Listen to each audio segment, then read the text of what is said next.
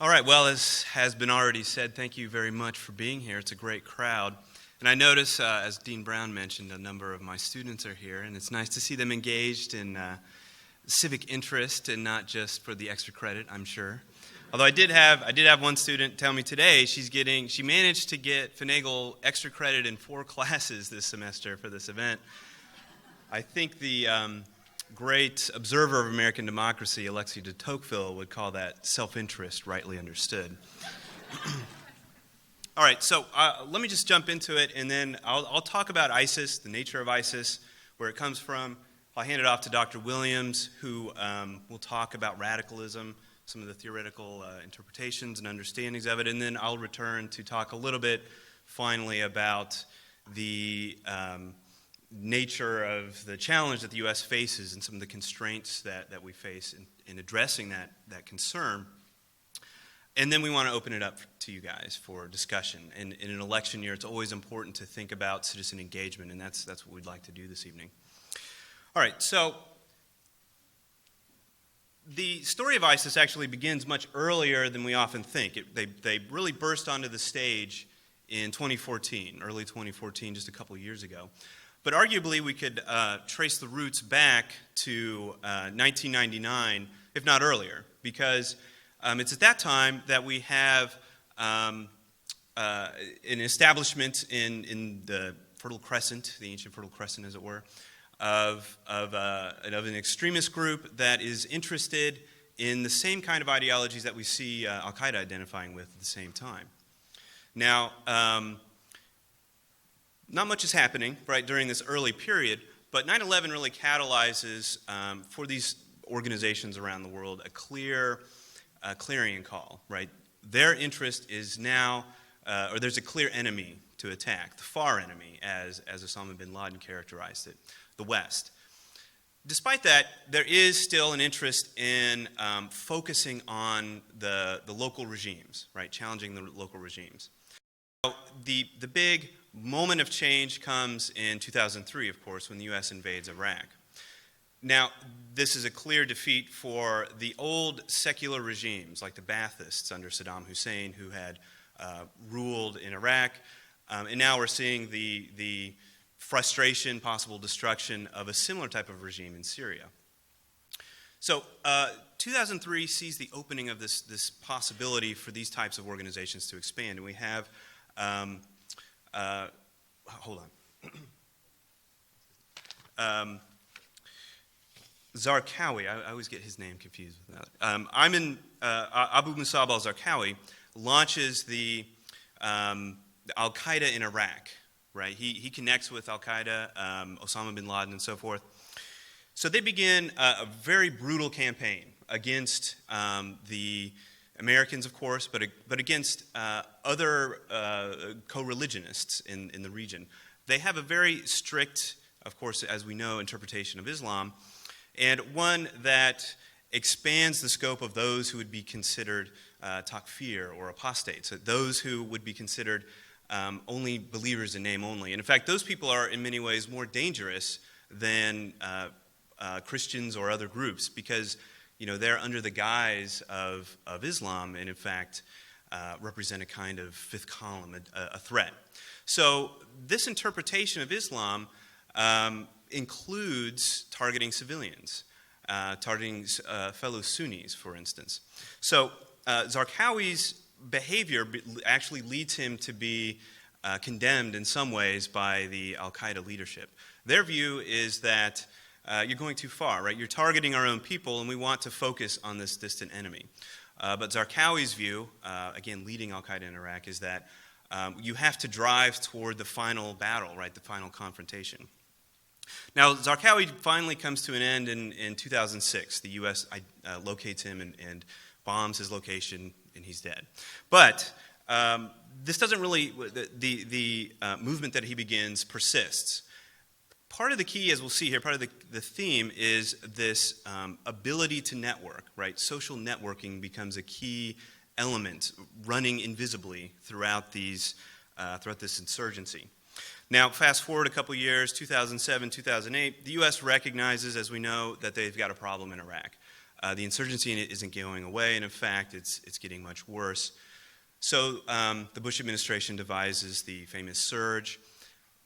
They launched this addition of 20,000 extra American troops and a number of other related strategies, and it works. If you look at the chart of attacks and fatalities in Iraq, they peaked in 2007 and dropped precipitously. So it's an effective strategy.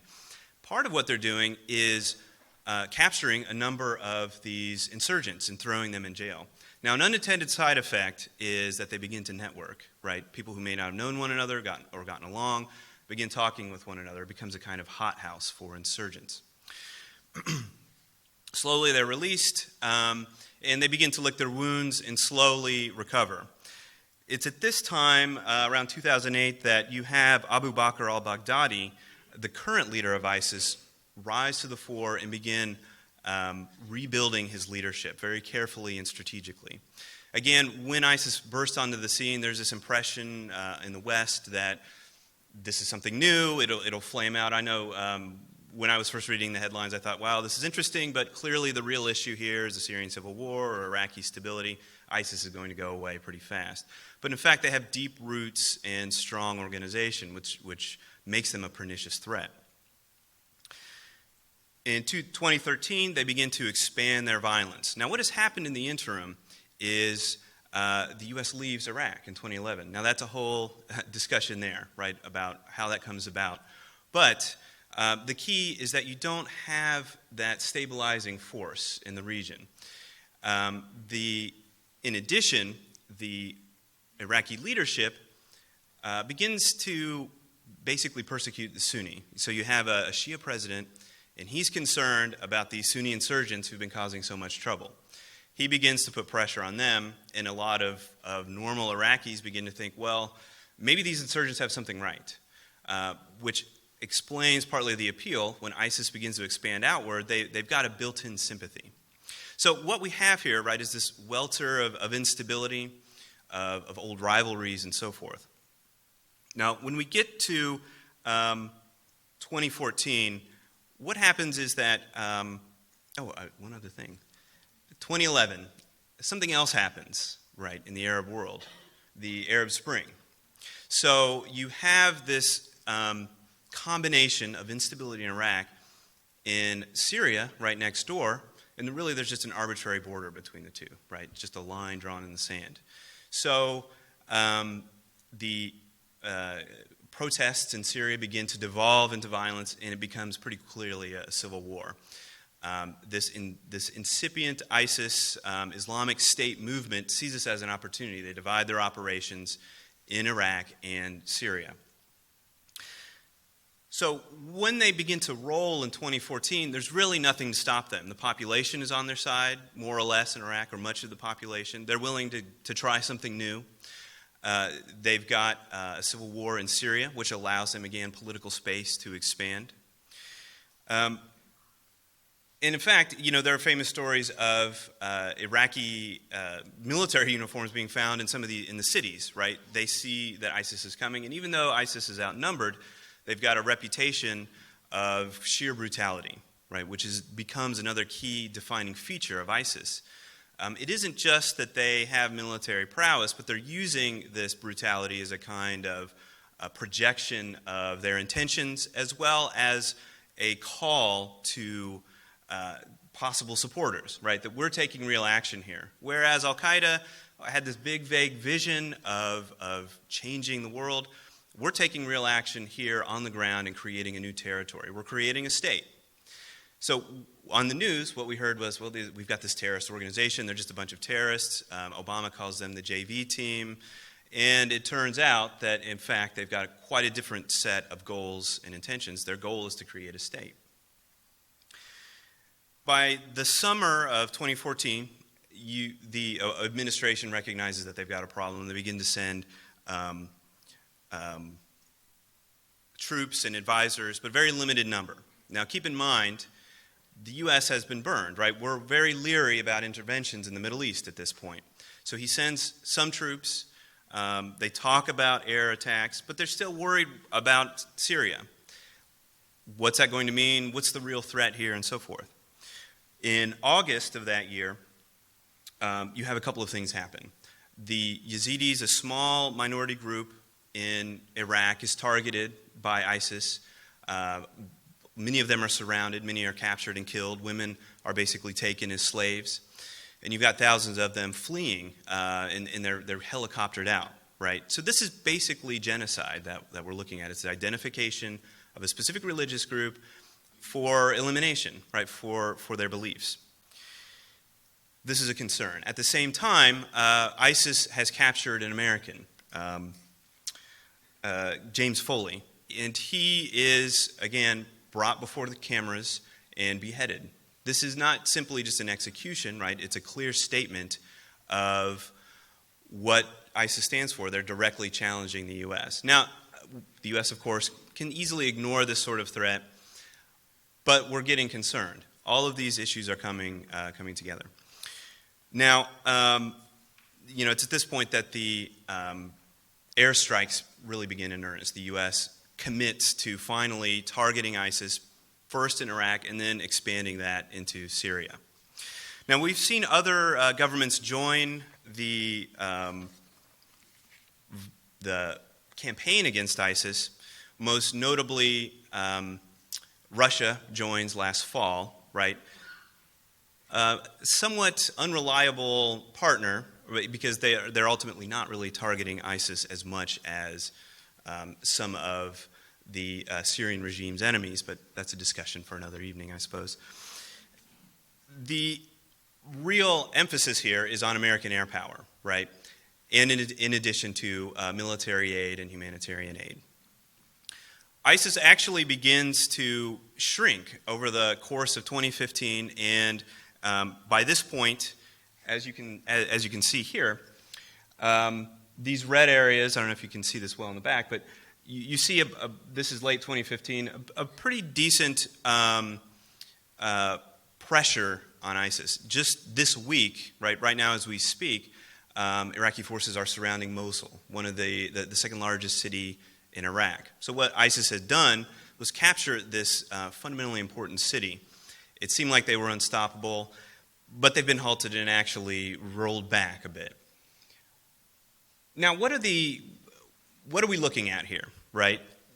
That's the real question that we want to get at, because as we'll see later when we're thinking about national security implications, you have to be very specific and careful about how you define what causes or what leads to the success of an insurgency. Because if you get it wrong, you'll come to grief, right? One of the lessons that the Americans walk away with in Vietnam is maybe we were fighting the wrong war. That we thought it was about communism, they thought it was about anti-imperialism and nationalism. And there's no way you can really defeat that. So what is ISIS doing? What's the environment that they enter into?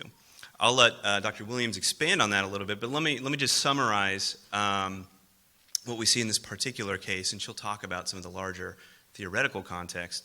So what we see here is regional instability, not too surprising, but also pre-existing networks, those social networks, and we see this consistently in the research on protest movements, for example. You're more likely to get an effective protest movement when you've already had a protest movement that maybe failed or was unsuccessful. The early insurgency in Iraq provides a learning curve for the ISIS that develops later. You also have the Sunni-Shia tension. Now that's unique to the region, but certainly in many other places we again see this dynamic where there's a competition for and really fear about who's going to rule. We've largely, and we discuss this frequently in my class, teaching causes of war right now, and one of the basic questions is who's going to rule, right? We try to resolve that peacefully in our domestic politics, but if you don't trust the system, violence suddenly becomes a reasonable solution. So even reasonable Iraqis who realize they don't like ISIS and what it stands for, they still see this as a plausible alternative, right, to the threat that they feel is coming from the environment. And of course, you have this international appeal that Al-Qaeda had laid the groundwork for. And this is a larger global movement, right, kind of ideological movement. One other element here, right, is we've got the conducive conditions for possible insurgency, for something like ISIS. And yet ISIS is still unique. What is it that makes them successful?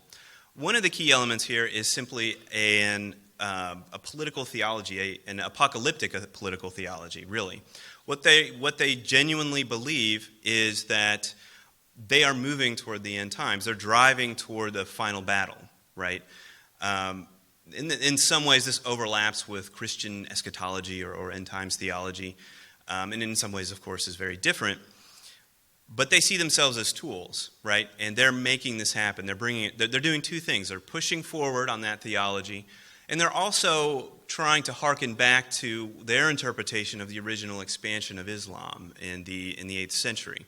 They see themselves as replicating that initial growth, right, and restoring the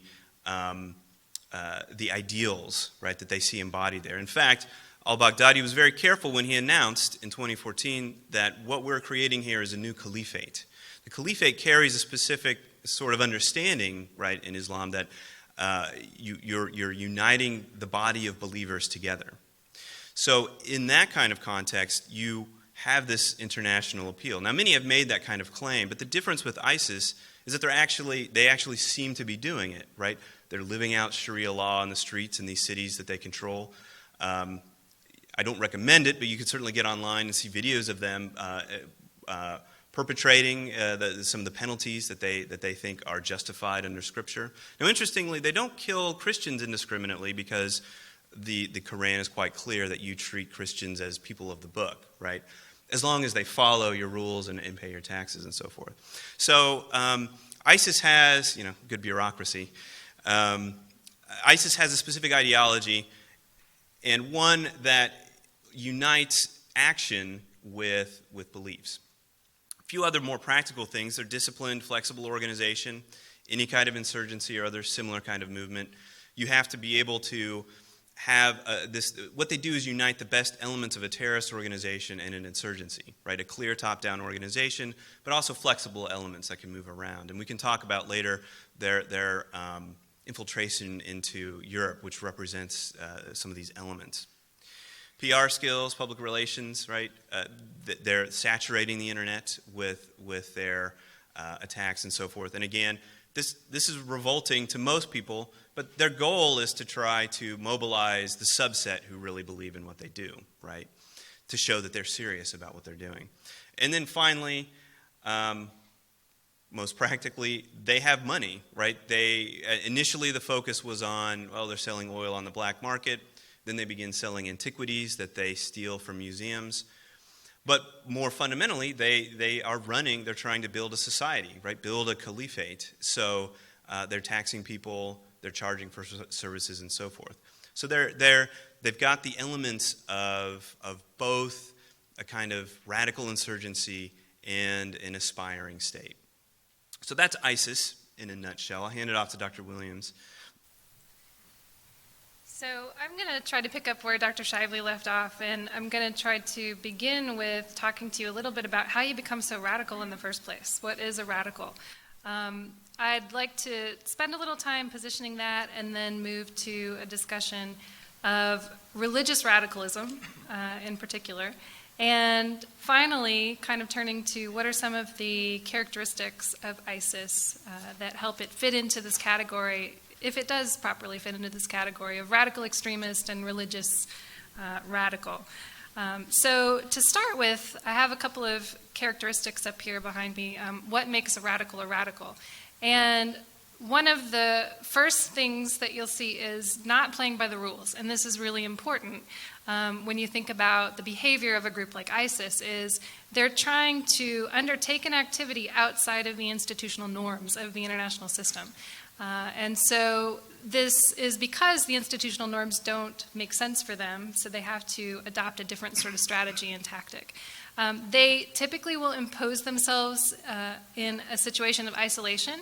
They don't like to make friends. They've had a very interesting dialogue with leaders of al-Qaeda, and they can't seem to come together with people that have the same ideas or the same goals, generally speaking, of establishing the caliphate, even with a group like al-Qaeda that they split off from. And so they tend to break apart, not willing to make any kinds of compromises or adjustments to work together with other groups.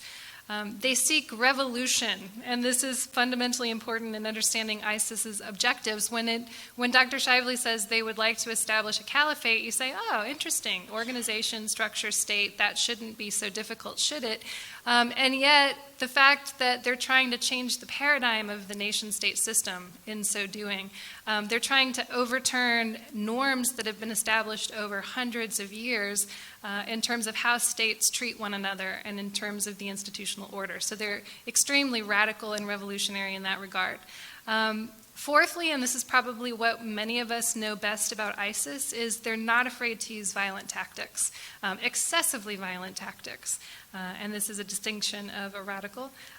They are a minority voice in the wilderness. As Dr. Shively said, they don't represent the mainstream of Islam or Islamism. They don't represent the Sunni population, but they represent a small variant and a radicalized variant of Sunni Islam. And finally, radicals and extremists are most advantaged where there is some sort of vacuum or void that they can step into and fill. They find opportunity in the void in space, where there is something missing in people's lives, where there's something missing politically in a state system. And ISIS has been incredibly opportunistic in figuring out where those voids are in Middle Eastern society today. I put across the bottom a couple of things that are important features of understanding a radical in terms of effectiveness. And so ideology is extremely important.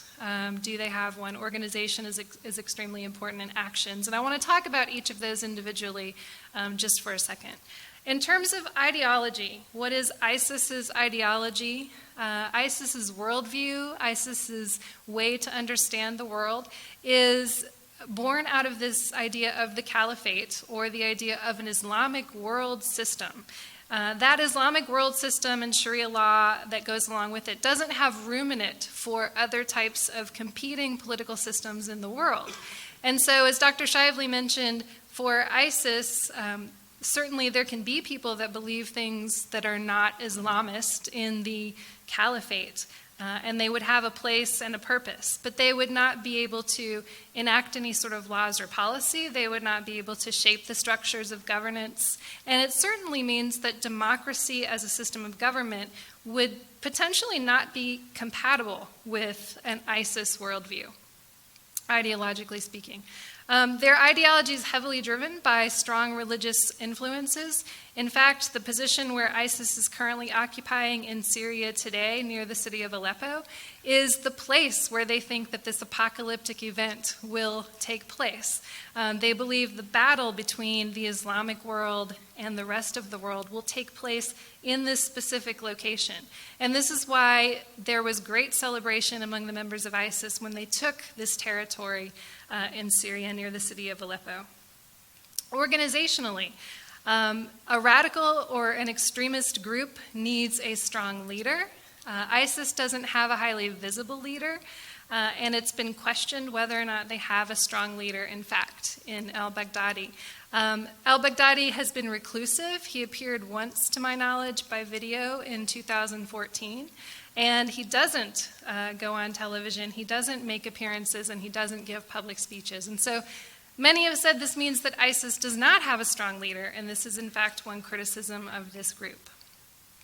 Structurally, they seem to have a fairly refined hierarchical structure. They seem to know who is in charge on a bureaucratic level, as Dr. Shively discussed. And resource-wise, they're doing quite fine. Public relations with ISIS is interesting because they've been one of the more innovative users of social media. They have been known to have their attackers, just prior to suicide bombings, for instance, appear in a social media post, standing in front of a flag. And there's not enough time to apprehend people before they undertake these acts, and yet you see them in their final blaze of glory, and it's an incredibly powerful mobilizing symbol to a lot of young people. So they've been very effective at utilizing social media, and far more so in comparison with Al-Qaeda before them. In terms of actions, ISIS has sort of made an innovation in terms of the actions of Al-Qaeda, in terms of the brutality of acts and the frequency of the brutality of acts. And also the acts that have been undertaken by ISIS have been undertaken on a smaller scale. Fewer people typically involved in the act, and yet the frequency of occurrence of the actions has been much more, it's been much more frequent. And so these are some of the differences, and I think you can see some of the characteristics here that identify radical and extremists and where ISIS comes into play. In terms of ideological positioning, when we talk about what makes a radical or an extremist, many of my students in the audience will be well familiar with this bell curve. And what I'm trying to represent to you here is the notion that outside of those very faint blue lines on the smaller parts of the curve is where you find the radicals and the extremists ideologically speaking. And so for any society that you would want to examine, you have this mainstream cluster. The mainstream cluster may be a right-wing, right-of-center cluster, but it still has a normal distribution, and there's a mainstream that's situated on the right. It may be a left-of-center population. It's still normal in the fact that for that society or that state in that place and time, there is a mainstream cluster. And the radicals are the people that are on the fringe. And something that's interesting about the radicals is that they are not able to make policy compromises with the people in the middle.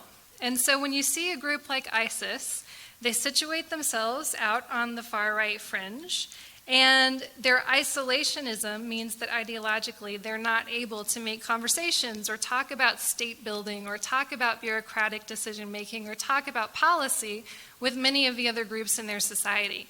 And one of my favorite scholars calls this being outside of the zone of acquiescence. Pippa Norris, a political scientist at Harvard University, says this means you are outside of the zone of acquiescence. And that means radicals, from her perspective at least, present a challenge that is unable to be easily incorporated into most societies, whether they're authoritarian or whether they're democratic. I'm going to move to this chart behind me now to continue talking a little bit about where a radical sits ideologically. What you have here is a two-dimensional space of understanding the issues that play an important role in politics.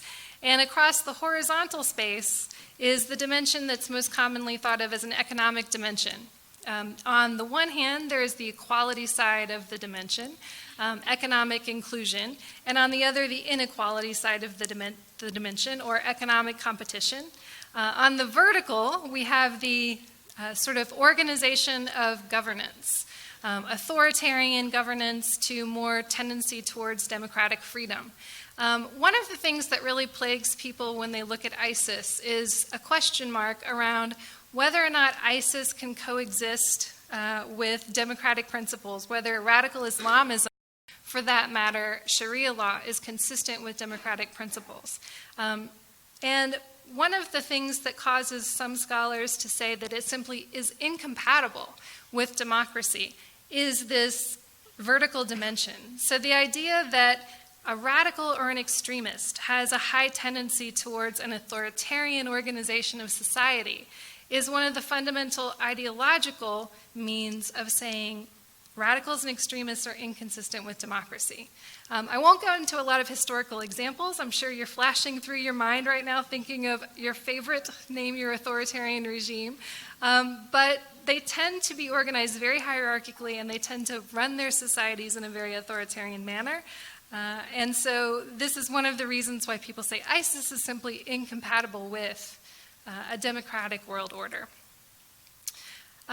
Another thing that I wanted to point out when you think about what a radical Islamist is in particular is that radicalism tends to differentiate people by degree rather than by kind. And so I'm going to try to illustrate using these two lines what I mean by that. The blue line across the middle takes a look at how the different organizations of right-of-center groups tend to be separate from one another. And so towards the left side, let's see, over here, if you think of the mainstream right, think of your favorite conservative organization, and you think of how radicals differ from the mainstream right, as we move slightly over, we get groups that are simply frustrated with the contemporary organization of society. We often call them populists.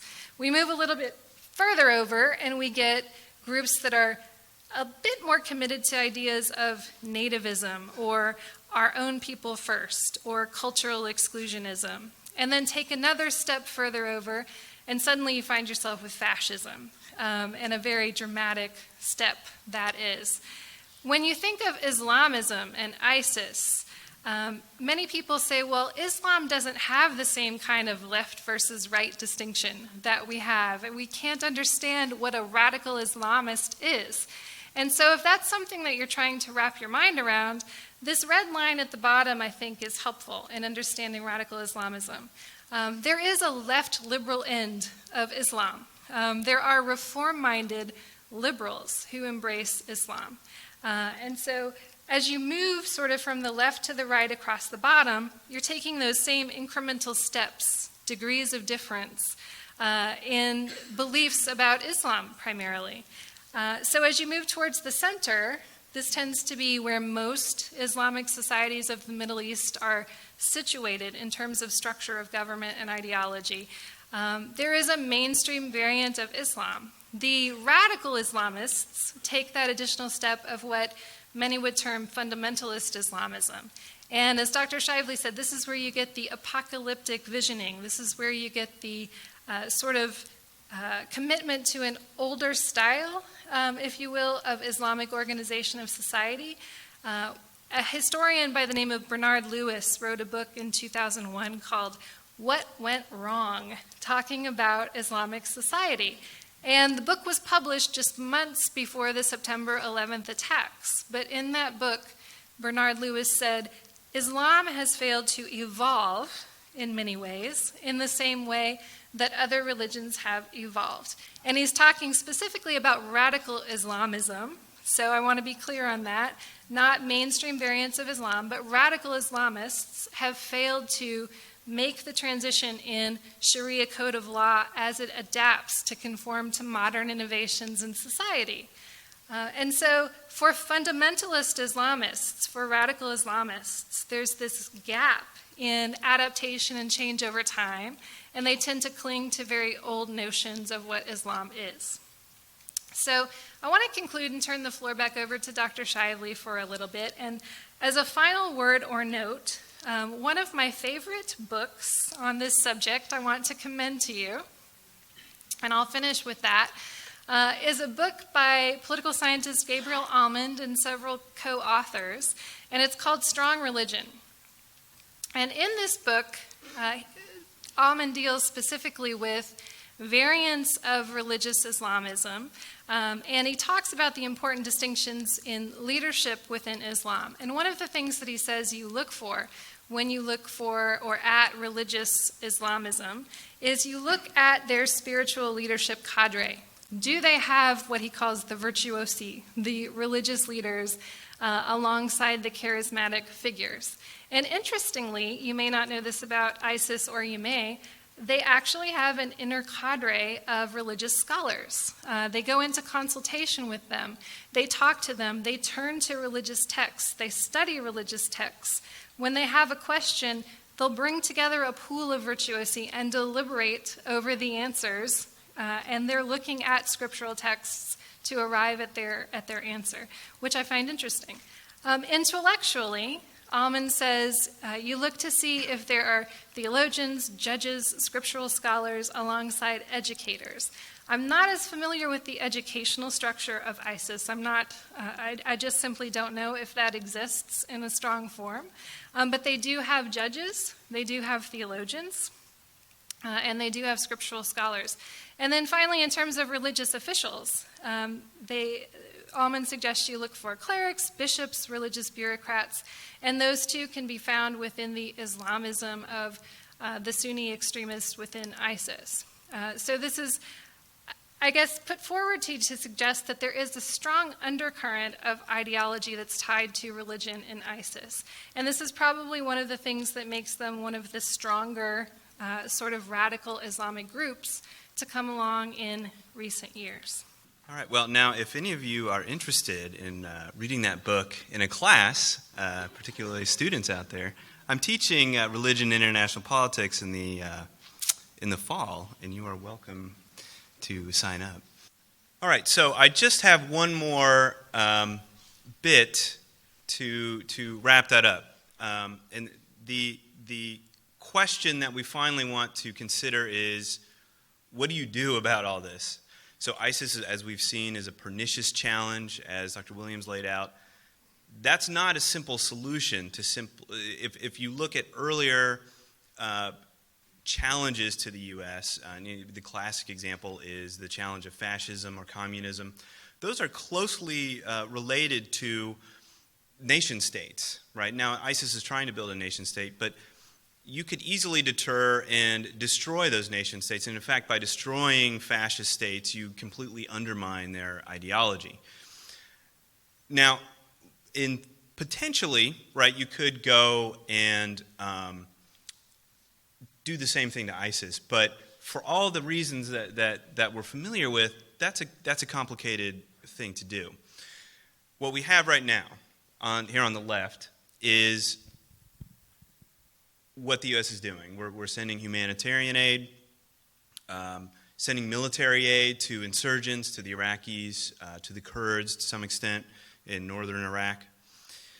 As I mentioned, the key military thing that the U.S. is doing right now is airstrikes. These have had a pretty devastating effect, but not fatal effect on ISIS, right? It isn't utterly undermining ISIS, and everyone agrees that if you want to fundamentally win against a threat like ISIS, you can't simply rely on airstrikes.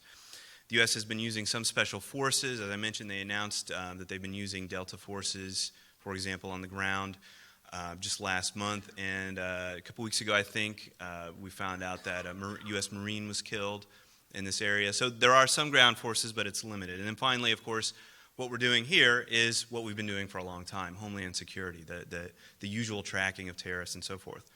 Now, here's the problem, right?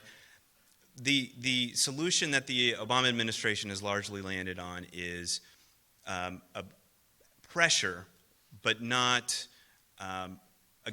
with the fundamental goal of utterly destroying ISIS. And there are several reasons for that. One is domestic politics here. Most of us are leery about an intervention. In fact, surveys show that Americans, on the one hand, they're worried about ISIS. They rank it as one of the top threats facing the U.S., but they also say they don't want to get involved in another conflict in the Middle East, right, if at all possible.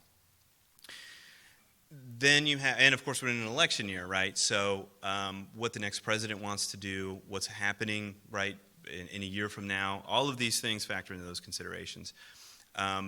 We also have the question of regional allies. Again, part of the Obama agenda was to push out some of its goals to its allies, right? The argument they were making was, we're not going to do everything. We're going to hand off some of it to you. Of course, like Saudi Arabia, for example, they've been an unreliable partner for the U.S. In some ways, they've committed assets, but they're, for various reasons of their own, related to the next point, they're very careful about actively intervening in a place like Iraq or Syria. That brings up the other issue, which is the unstated or sometimes stated Cold War between Iran and Saudi Arabia, which is overarching in this entire region as well. So we're overlapping, increasing complexity here. And then finally, you have opportunity costs. In other words, if the U.S. decides to actively go in and more aggressively address the ISIS challenge on the ground, you're not spending money on other things, right? Or you're not developing alliances elsewhere. That takes time and money to do that sort of thing. And right now, anyway, the administration has calculated that it's just not worth it, right? There are other things that we want to think about. Now, whatever our agreements or disagreements with the current administration, you can see where that sort of logic is coming from. So if we want to solve the problem of ISIS, many of these tools that we have at our hands really wouldn't fundamentally change the things that Dr. Williams was raising, right? The question of radicalism, the appeal of global jihadism, right? This aggressive interpretation of a jihadism. So even if we could fix all of these constraints, you still have the challenge of this pernicious belief system, this ideology. Now, we've seen a way with Al-Qaeda, we see another with ISIS. Remains to be seen if we'll see another wave after ISIS, right? Presumably ISIS can't hold on. And of course, my predictions were a little wrong on that. My assumption early on was that, look, they're trying to build a state. That's impossible, right? There's no way you can build a modern state. You're going to get some pushback from that. And I still think that they'll be eroded over time. But that doesn't mean the ISIS ideology goes away or that network that we've seen disappears. That's a powerful and difficult challenge.